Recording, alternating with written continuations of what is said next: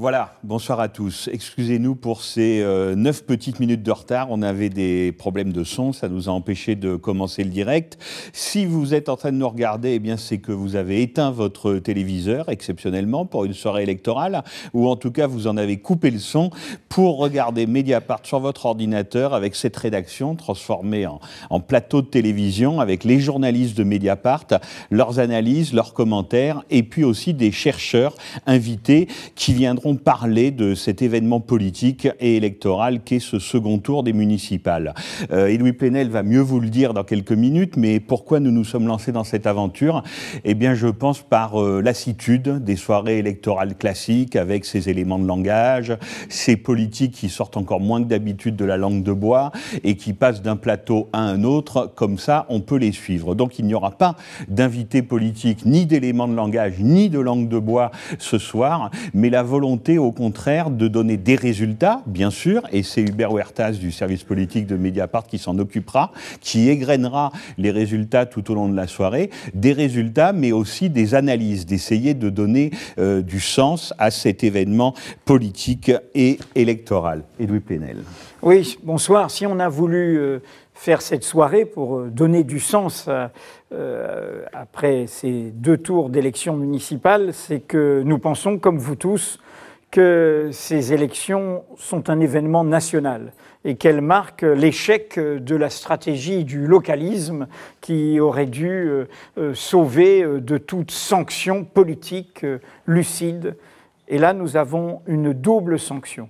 Celle d'une droite qui fait la courte échelle au Front National et celle d'une gauche qui a démobilisé ses électeurs. C'est d'ailleurs ce qu'on a vu pendant l'entre-deux tours, et c'est ce dont on va parler en attendant l'heure de 8 heures et des premières tendances, puisque à chaque fois Hubert et la rédaction avec des chercheurs vont donner du sens et pas seulement donner des résultats. Mais cet entre-deux tours montre exactement la folie dans laquelle nous sommes. On a une famille politique qui est au pouvoir. Elle est sanctionnée par la démobilisation de ses électeurs, elle est sanctionnée par le fait qu'il y a eu mobilisation électorale quand il y avait une alternative à gauche, elle est sanctionnée par la mobilisation plus forte de l'opposition et des droites extrêmes. Et qu'est-ce qu'elle fait entre les 2 tours? Elle ne mobilise personne. Elle ne parle à personne. Elle s'enferme dans des vieux réflexes au point que le feuilleton et la bulle médiatique qui a marché pendant une semaine, c'est le remaniement. Mais il vaudrait mieux s'occuper d'abord du vote, d'abord du résultat qui sort des urnes ce soir. Et donc, c'est de cela dont on va parler d'abord avec Lénaïque Bredoux qui suit l'exécutif à Mediapart, qui suit l'Élysée, qui suit Matignon et qui connaît cela de manière très informée, cette crise profonde, cette dégénérescence profonde de nos institutions que révèle toute cette situation. Et avec Christian Salmon, dont la plume haute d'élévation, de rigueur, de profondeur accompagne Mediapart et qui, ce week-end même, vous pouvez le trouver sur Mediapart, nous a rappelé ce peuple qui manque dans, au fond, un détour par la littérature pour penser la crise politique qui aujourd'hui nous requiert. Le détour par la littérature, Edoui, c'était à propos du dernier roman de Milan Kundera. Christian Salmon, bonsoir. Et avant de vous donner la parole, juste un chiffre qu'on peut donner, c'est que l'abstention de ce second tour reste forte. Mais Hubert Huertas nous disait que dans les points les plus chauds, que ça soit à Béziers, à Avignon par exemple, là en revanche, la fréquentation des bureaux de vote est plutôt en hausse, même si l'abstention globale reste forte.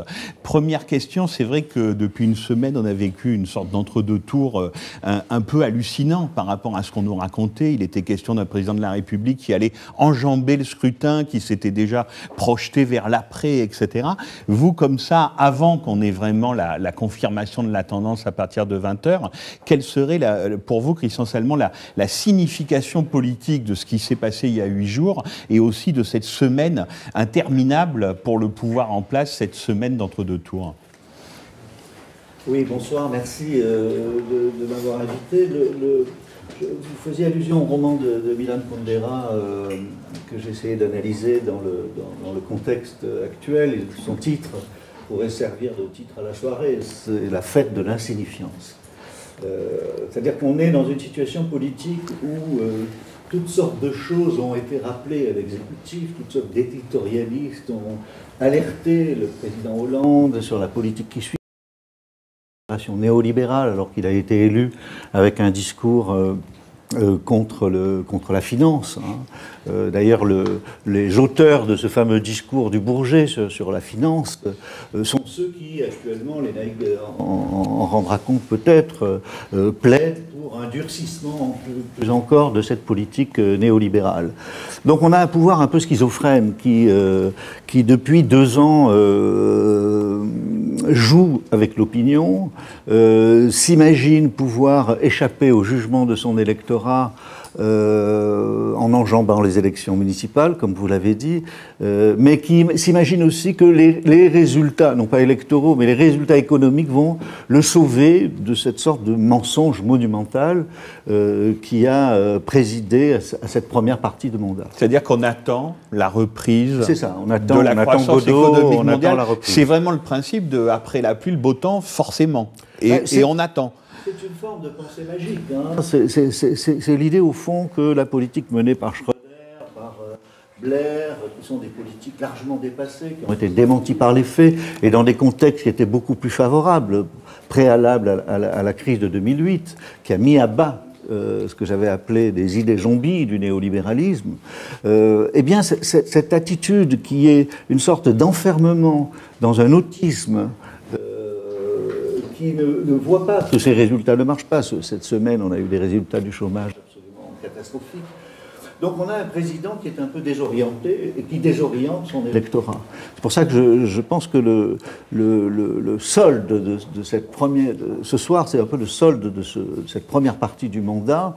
C'est effectivement, on peut le dire avec dérision, une sorte de fête de l'insignifiance politique, c'est-à-dire qu'un homme qui a été élu pour changer le pays, pour engager les transformations, pour modifier son rapport à l'Europe, pour développer la croissance, pour redonner de l'énergie à l'ensemble d'un pays profondément démoralisé par 5 ans de sarkozysme, eh bien cette mission n'a pas été remplie. Et les électeurs ce soir, toute la journée, ont répondu, je pense, en tournant le dos. Il n'y a pas d'agressivité pour le moment. Il y a une sorte de désaffection de l'électorat, de profonde déception. Et je crois que ce soir, toute la soirée, le rôle de Mediapart, c'est un peu de tracer des lignes, de déchiffrer un peu ce qui n'apparaît pas forcément à la surface médiatique, mais qui est en train de dessiner le visage du pays pour les 3 années à venir. Un mot de Lénaïque Bredou qui suit l'exécutif pour Mediapart. C'est vrai que le terme d'autisme, par exemple, employé par Christian Salmon, on a l'impression que jusqu'à dimanche dernier, c'était presque les 3 petits singes. Enfin, il va y avoir les élections municipales, on va les perdre, mais ça va se passer quand même. Et on a l'impression que depuis 8 jours, c'est une sorte de réveil brutal, en fait, auquel nous assistons, comme s'il avait fallu cela pour que enfin l'exécutif se réveille. Non, mais c'est exactement ça. C'est-à-dire qu'ils ont cru jusqu'à la fin, en tout cas une large partie de l'Élysée, du gouvernement et du Parti socialiste, ont cru qu'ils allaient limiter la casse par des équipes sortantes, fiers de leur bilan, convaincus d'avoir bien travaillé, et que donc mécaniquement les électeurs allaient aller voter pour eux. Ça, c'est la première chose. Et la deuxième chose, c'est quand même un enfermement assez incroyable de l'exécutif, et tout particulièrement de l'Élysée, par rapport à l'électorat de gauche. C'est-à-dire, ça fait 2 ans, on va dire 1 an et demi, depuis le vote du traité européen, du TSCG, et le premier acte de la politique de l'offre, le CICE, c'est-à-dire les premiers, à la suite du rapport Gallois, qui a ouvert cette politique de l'offre depuis avancer avec le pacte de responsabilité. À chaque fois, il y avait des alertes, et quand on les interrogeait en disant « mais vous vous rendez compte, votre électorat, la différence avec le discours de Bourget, justement, de la campagne, etc. » Ils disaient « mais non, mais les gens comprennent que c'est la crise, les gens comprennent que c'est difficile, ils nous en veulent pas, c'est vous qui êtes déconnectés, etc. » Très souvent, on a entendu ça. Pareil, même sur les questions de société. Enfin, l'exemple le plus marquant était la loi famille. Quand la loi famille a été abandonnée, il y a quelques semaines, tout le monde a dit « mais c'est un truc… » Tout le monde. Les conseillers élyséens disaient, la ligne de l'Élysée, c'était « mais non, c'est un truc de bobo, d'électeurs du centre-ville ». En fait, c'est les élus et les candidats socialistes en campagne au municipal qui leur ont dit « mais non, dans ma permanence, moi, c'est la grand-mère qui vient demander pour le droit de visite ». Ça montre quand même une déconnexion totale, enfin totale, en tout cas très forte, avec leur électorat. Et l'idée que de toute façon, face à la droite, ils vont quand même aller voter comme une sorte des moutons qui ne changeraient rien. Et ça, c'est ça le plus inquiétant. Et c'est d'ailleurs ce qui se passe dans cette semaine sur le remaniement. C'est-à-dire, tous ceux qui prônent l'idée qu'en fait, c'est juste un problème de forme. En gros, Jean-Marc Ayrault ne sait pas communiquer. Et son intervention de dimanche dernier à la télévision, de fait catastrophique, ne fait que les renforcer dans cette idée. Et c'est juste parce que les gens ne comprennent pas la politique qu'on mène, parce qu'on ne l'explique pas bien. Et donc, c'est juste un problème de forme et de communication, et pas un problème de fond. D'où c'est ça le débat en ce moment qui s'est passé cette semaine, qui est assez révélateur. Christian, face à ce que vient de décrire Léna, cette bulle dans laquelle ils sont, qui est à la fois une bulle institutionnelle et une bulle sociale, bulle aussi idéologique, parce que ce que vous décriviez tout à l'heure, c'est un économisme le plus plat, c'est-à-dire l'économie comme si la politique n'était faite que d'économie. Vous évoquiez Mediapart. Ce soir, on va faire venir des chercheurs, des gens de terrain, comme les journalistes de Mediapart sont de terrain, pour faire parler les faits et pas faire du blablabla en haut. Et en même temps, qu'est-ce que vous diriez à ceux qui nous regardent ce soir pour qu'on sorte de ce côté désolation devant ce spectacle, ce côté d'être finalement au balcon d'un pouvoir qui fait le contraire de ce qu'il a promis, qui est dans sa bulle et qui pense que c'est le peuple qui est stupide, quoi, et qu'il faut mieux lui expliquer et être un meilleur pédagogue, qui n'entend pas les alertes, parce qu'il suffit de dire Mediapart, dès l'été 2012, nous avons lancé, tout a été marqué, tous les marqueurs ont été posés. Donc qu'est-ce que vous, qui êtes un peu, je dirais, dedans, dehors, vous êtes à Mediapart, dans Mediapart, et en même temps vous nous regardez, qu'est-ce que vous diriez, qu'est-ce qu'on doit faire? Qu'est-ce qu'on doit faire? Je crois que la pire des choses, ça serait de céder à la désespérance et à l'autoflagellation. De fait, il faut faire l'analyse de ce qui s'est passé, non pas depuis 2 ans seulement, mais depuis 7 ans. Parce que ce pouvoir qui est aujourd'hui au pouvoir a eu 5 ans dans l'opposition pour travailler, pour préparer, pour comprendre les enjeux de la crise de 2008, pour trouver des réponses. De fait, il y a eu des tentatives au Parti socialiste de réunir des intellectuels, d'essayer d'élaborer. Mais de fait, on peut dire que rien n'a été compris. Quand on entend le président Hollande, lors de sa dernière conférence de presse, dire « je suis social-démocrate », c'est non seulement un problème de dérive droitière, mais c'est tout simplement une distorsion cognitive. C'est-à-dire que ça n'a rien à voir, la politique est menée actuellement, avec la social-démocratie. Il y a eu un moment social-démocrate qui a duré 30 ans, ce qu'on appelle les 30 glorieuses.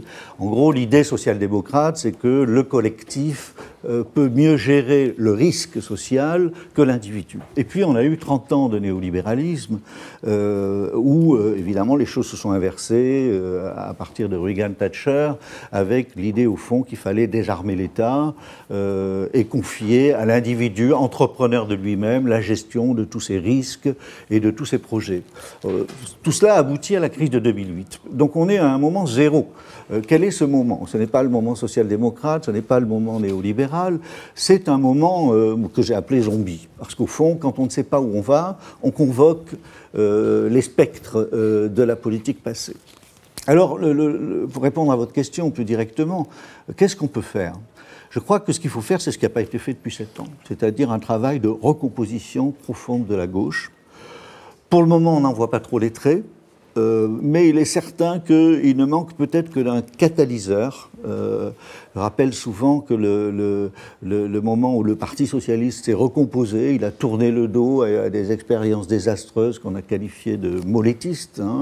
Et de fait, la politique actuelle semble s'inspirer un peu de Guy Mollet. Un radicalisme de surface avec en fait un pragmatisme et au fond un cynisme dans la pratique politique. Moi, je dirais, on va voir les résultats de ce soir, mais il y a une chose quand même dans le paysage en ruine de la gauche qui attire mon attention, c'est ce qui se passe à Grenoble. D'ailleurs, je rappelle que le candidat Éric Piolle, le candidat écologiste allié au parti de gauche, a été bousculé, blessé dans la rue hier soir. ouais, ce qui montre quand même que le climat politique est très mauvais dans le pays. Mais il y a là, disons, une expérience de laboratoire qui s'est faite, et de même que Grenoble a été le laboratoire de la deuxième gauche, je ne sais pas s'il faut s'en réjouir, mais peut-être qu'il y a là le laboratoire d'une troisième gauche qui se construirait sur les reniements du Parti socialiste, sur une sorte d'implosion, je pense, qui est de plus en plus nécessaire du Parti socialiste, avec l'alliance des écologistes, avec l'alliance de mouvements citoyens. C'est très important de redialoguer avec la société civile, et également des fractions de ce qu'on appelle le Front de gauche aujourd'hui, mais qui pourraient prendre d'autres formes. Donc ne nous flagellons pas et travaillons maintenant à la recomposition de la gauche. Je crois qu'il n'y a rien de plus urgent. Et en même temps, Lénaïque Bredoux, on se dit, mais François Hollande, c'est terrible parce que même si cette fois-ci, il a compris la sanction de son propre électorat qui lui reproche, comme on le rappelait, de faire le contraire de pourquoi il avait été élu. Mais on se dit qu'en fait, il ne peut pas bouger. C'est-à-dire que ça devient de la personnalisation, un remaniement, Ayrault, Valls, même Delanoë. Mais la politique économique et sociale elle-même, est-ce qu'elle peut bouger? Et quelle est sa latitude par rapport à l'Europe? Parce qu'on a l'impression qu'il s'est mis pieds et poings liés vraiment à la merci des directives européennes et que de toute façon, il ne peut plus rien faire. C'est tout le problème du débat sur... On a entendu le message du premier tour qui a été un élément de langage répété par tous les ministres, à tel point ils ont dit oui, c'est un message de justice sociale, ce qui veut dire donc c'est bien le peuple de gauche qui les sanctionne. Et le problème, c'est que depuis, évidemment, les pistes concrètes, bon, elles seront annoncées dans les jours qui viennent, a priori, mais c'est compliqué. En vrai, l'équation est très compliquée, parce que la seule possibilité, si François Hollande maintient son pacte de responsabilité, dont il a fait aujourd'hui l'alpha et l'oméga de toute sa politique, de toute façon annoncé en janvier. Là-dessus, il est difficilement imaginable qu'il revienne dessus. Pour l'instant, il en est hors de question. Ça sous-entend évidemment des économies, 50 milliards d'économies. C'est énorme, c'est en cours de négociation, en cours de bouclage, pour respecter les critères européens. Parce que parallèlement se déroule une négociation avec Bruxelles, puisque le 15 avril, le gouvernement français doit envoyer à Bruxelles son programme dans le cadre du programme de stabilité pour respecter les critères européens. Et Bruxelles va leur dire « Ok, peut-être on peut vous donner un délai supplémentaire pour entrer dans les clous », en échange des réformes dites structurelles, c'est-à-dire baisse du coût du travail, réduction du déficit et donc de la dépense publique. À ce moment-là, il y a une seule solution, c'est effectivement la question européenne. Ce à quoi François Hollande a renoncé au début quand il est arrivé, il a dit « je vais renégocier le TSCG ». Finalement, il a ajouté un pacte de croissance dont l'ampleur est très très limitée. Que tout le monde a oublié. Que tout le monde a oublié, y compris parce que les effets ne se font pas sentir, parce que c'est très long et de toute façon très faible. Et depuis, il a renoncé à avoir ce rapport de force-là en disant « les critères européens tels qu'ils ont été définis il y a 15 ans ou 20 ans n'ont aucun sens. On pourrait appliquer de façon différenciée en fonction des pays, des réformes qui... » Toutes ces questions, il a laissé tomber, il n'a plus engagé ce débat, alors même que, par exemple, en Italie, le nouveau chef du gouvernement, Matteo Renzi, vient juste de lancer ce débat sur, justement, le programme de stabilité. Mais pour l'instant, c'est ce à quoi Hollande a renoncé. Ce que tu viens de dire, Léna, c'est qu'on paye en fait les prix cassés, les pots cassés de tous les renoncements des tout premiers mois, et notamment sur ce débat européen. Mais justement, on est à quelques minutes là, du basculement de 20 heures. Je voudrais que, par rapport à ce que tu as vécu là cette semaine, que tu reviennes sur cette semaine folle de ce bouteillon du remaniement. En effet, dès le premier jour, cet élément de langage, c'est justice sociale. Et juste après, la bulle médiatique s'empare de « Ah, la solution, c'est Manuel Valls ». Au passage, ça n'a pas été assez souligné, le deuxième plus fort taux d'abstention en Île-de-France, c'est à Évry, 61%. Et si on ajoute les blancs et les nuls, c'est pas loin de 68%. Ce qui veut dire que la ligne Valls, immigration, sécurité et en clair tout ce que nous avons contesté, nous en avons débattu avec lui-même, eh ben on voit le bilan. Elle démobilise même chez Valls. Donc, on se dit, mais c'est évidemment le contraire d'une réponse. Alors, comment tu peux nous raconter, en quelques mots, et on fera le jour d'après, à la fin de ces 2h30, tu reviendras nous dire ce que tu penses qui va se passer demain lundi, après avoir passé quelques coups de fil. Hein, restez, hein, on aura les bonnes infos. Hein, mais dis-nous un peu cette semaine, parce que c'est une semaine folle. Et je crois que Christian sait des choses aussi, on va pouvoir compléter. Non mais effectivement, ce qui a été fou, c'est que d'abord l'effet de surprise a tétanisé, et donc ça s'est vu. C'était extrêmement voyant, même en regardant sa télévision, je pense qu'on pouvait s'en rendre compte. Cette tétanie a ensuite provoqué une panique complète, c'est-à-dire où plus personne ne savait ce qui se passait. Dans les cabinets. Dans les cabinets, où par ailleurs les conseillers ministériels qui ne savent pas où est-ce qu'ils vont travailler dans un mois, ou dans 15 jours, ou dans 3 jours, on peut comprendre qu'ils soient stressés. Les ministres aussi, c'est désagréable, et du coup une sorte de panique où ça partait dans tous les sens. Hein. Alors demain, Manuel Valls est Premier ministre, je vous préviens, enfin des trucs complètement, vraiment dans tous les sens, et évidemment avec derrière des espèces d'intrigues, de coulisses, que Christian connaît aussi très bien, qui n'ont aucun sens, parce que derrière, ça a aussitôt effacé effectivement la question politique posée par les résultats du premier tour. De ligne politique, parce que si c'est en fonction de l'analyse qu'on fait d'un vote qu'on décide quel doit être un remaniement, si remaniement il doit y avoir, un casting simple n'a aucun sens. C'est donc à quel message politique il est assorti. Est-ce que donc c'est une sanction des électeurs de gauche et une demande de gauche et d'écologie, parce qu'il ne faut pas oublier le score des écologistes, ou est-ce que c'est une demande de clarté, de communication, de mise en scène, plus avec un message adressé à l'électorat du Front National, selon cette bonne vieille divergence qu'il y a au sein de la gauche, faut-il la droitier sur la société, oui ou non? Et là, la réponse pourrait s'incarner dans Manuel Valls, par exemple.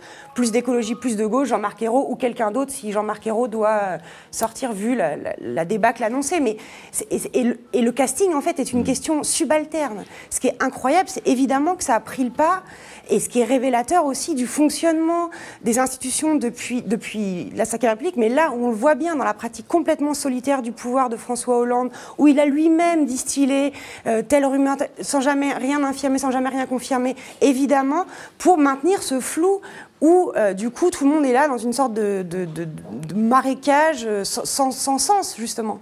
Alors, on va en parler tout au long de la soirée, hein, Christian Salmon, donc, de cet état du Parti socialiste et puis de la percée du Front National. Mais justement, là il est 20h, donc avant de passer la parole à Hubert Huertas avec vraiment des premiers résultats concrets, il nous reste quelques minutes parce que je sais que là-dessus vous ronchonnez et vous contestez. C'est-à-dire, est-ce que vous considérez qu'il y a une appétence médiatique pour le Front National, qu'on nous raconte une histoire, selon un terme que vous employez parfois, est-ce qu'il y a un storytelling Front National, ou est-ce qu'au contraire, vous considérez qu'effectivement, il y a une percée électorale réelle et qu'il faut l'analyser, essayer de la combattre, et d'abord, pour essayer de la combattre, essayer de la comprendre?